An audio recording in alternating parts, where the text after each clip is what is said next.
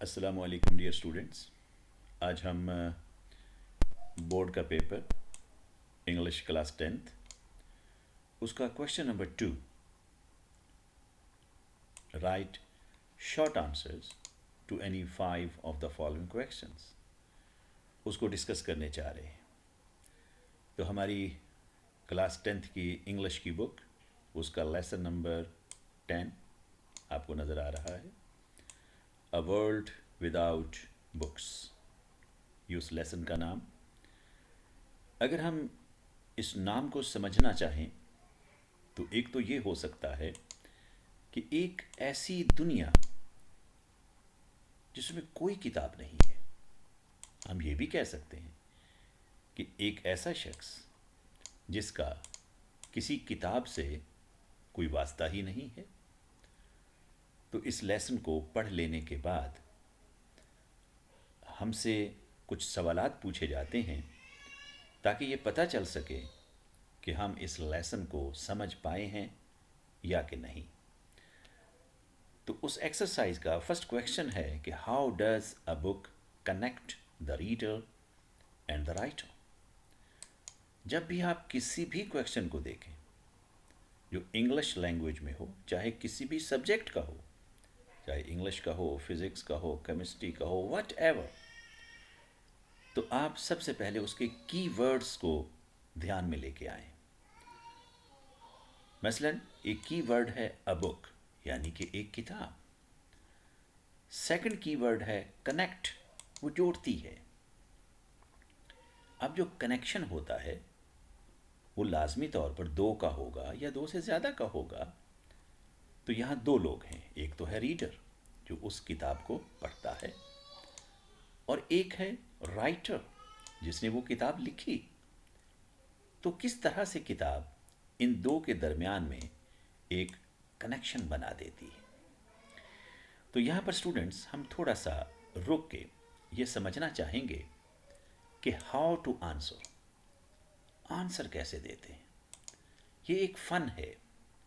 ख़ास तौर पर मैंने कहा जब क्वेश्चन इंग्लिश में हो और आपने आंसर भी इंग्लिश ही में देना हो, और किसी भी सब्जेक्ट का हो, फिजिक्स है, केमिस्ट्री है, इंग्लिश है, वट एवर, इस फ़न को पल्ले बांध लीजिए कि अगर तो क्वेश्चन में, अगर क्वेश्चन हेल्पिंग वर्ब हैं डू और डज, तो लाजमी तौर पर आप जो आंसर करेंगे, आंसर करेंगे वो फर्स्ट फॉर्म ऑफ वर्ब में होना चाहिए, फर्स्ट फॉर्म ऑफ वर्ब में होना चाहिए। और आप साथ में कोई हेल्पिंग वर्ब नहीं लगाएंगे,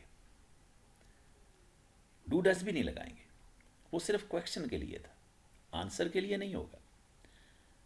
एक दूसरी बात, अगर क्वेश्चन में कहीं डिड मौजूद है, देख लीजिएगा हेल्पिंग वर्ब डिड मौजूद है, तो लाजमी तौर पर आप answer second form of verb में देंगे, सेकंड फॉर्म ऑफ वर्ब में देंगे, और इसके साथ कोई हेल्पिंग वर्ब नहीं लगाएंगे, डिड भी नहीं, क्योंकि वो तो क्वेश्चन के लिए था, आंसर के लिए नहीं है।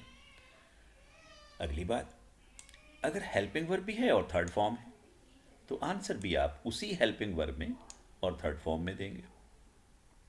अगर आप देखते हो कि हेल्पिंग वर्ब है और फोर्थ फॉर्म है, तो आंसर भी आप हेल्पिंग वर्ब और उसी फोर्थ फॉर्म में देंगे।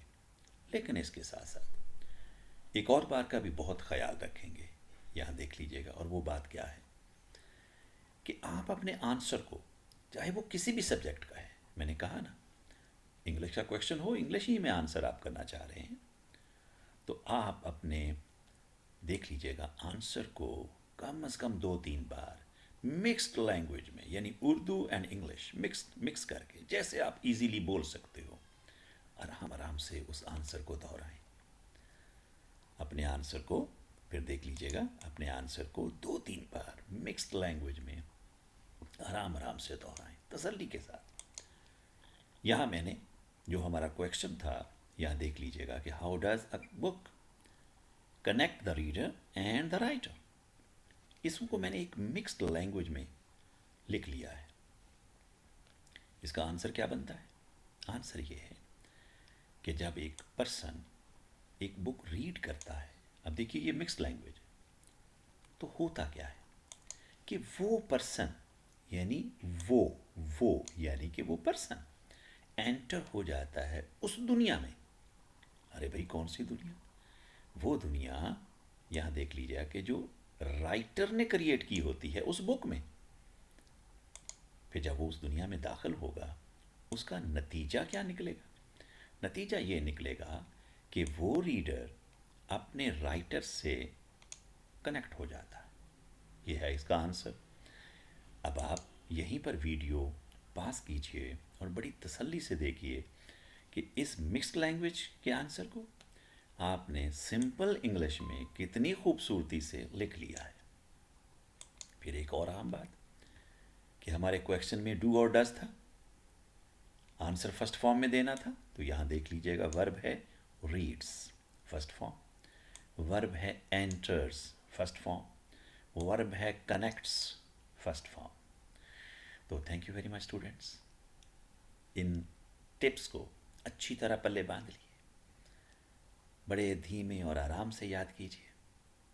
कोई भी सब्जेक्ट हो, मैंने कहा ना कि इंग्लिश इंग्लिश आपकी मदद करती है सब कुछ समझने में और लिखने में। जो इंग्लिश को अपना ओढ़ना बिछोना बनाइए। You learn English, it will teach you. अल्लाह ताला आपको बहुत खुशियाँ दे। Thank you very much. वस्सलाम।